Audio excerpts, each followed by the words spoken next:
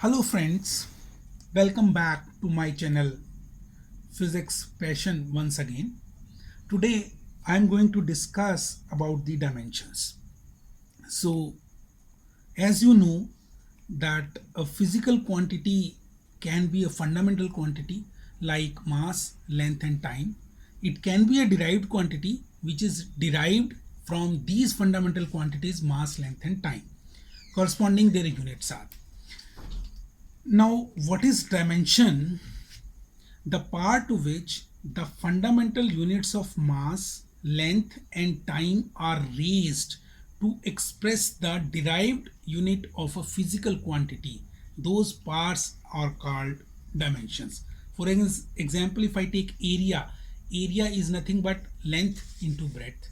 Now length and breadth, they are nothing but the distance between the 2 points, so we can express them as length. So I will write the dimensions for area is 0 to 0. Here 0, this first 0 is power of mass m0, this second is power of length L, and this third one is power of T. It means dimensions for area is 0 to 0. I have raised L to the power 2,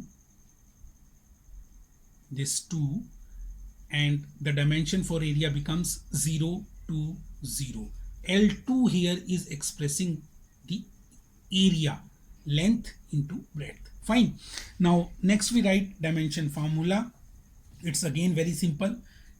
It is nothing but an expression which tells how and which of the fundamental units of mass, length and time occur in the derived unit of a physical quantity. Mean mass, length and time, to what power they are raised to express a derived quantity or derived unit, that is called dimension formula. For example, if I write dimension formula for area, I will write m0, l0, t0. In dimension I have written just 0 to 0, but for dimension formula I will write m0, l2, t0. Then comes dimension equation. If I equate the dimension formula with its physical quantity or derived quantity or then that will become the dimensional equation. For example, if I write area is equal to m0 l2 t0, this represents dimensional equation for area. I think all these things are clear. Now I will show you dimensional equation for certain quantities. For example, density. Density is mass per unit volume. So dimensional formula will be m1 l minus 3 t0. Dimensions will be 1 minus 3 0, and the dimensional equation we will write as density equal to m1 l minus 3 t0. Now for velocity, dimensional equation will be velocity equal to m0 l1 t minus 1. If I say I have to write the dimension formula, I will simply write m0 l1 t minus 1, and if I am supposed to write dimensions only, I will write 0 1 minus 1. I think it should be clear now the difference between these three terms: dimensions, dimension formula and dimensional equation. Now acceleration we will write as acceleration equal to m0 l1 t minus 2. Velocity upon time, that is the acceleration, so it will be m0 l1 t minus 2. Simply for force, mass into acceleration, we will write m1 l1 t minus 2. Fine. Then for torque, it will be m1 l2 t minus 2. If I talk of work or energy, this is m1 l2 t minus 2. Here you can see dimensions of torque and work or energy, they are same.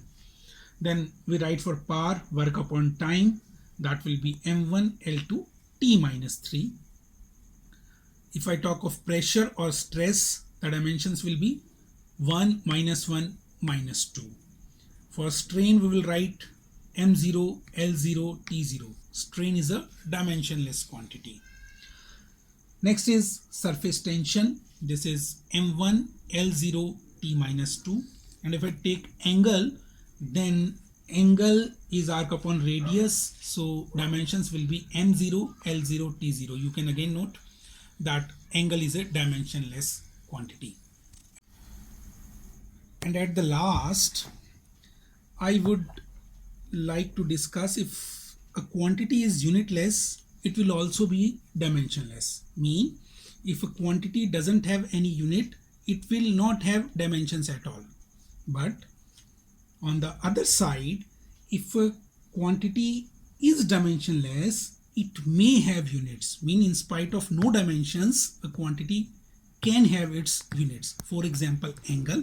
Angle has got radian as its units, but I have just shown you that it is dimensionless. So that's all for this video.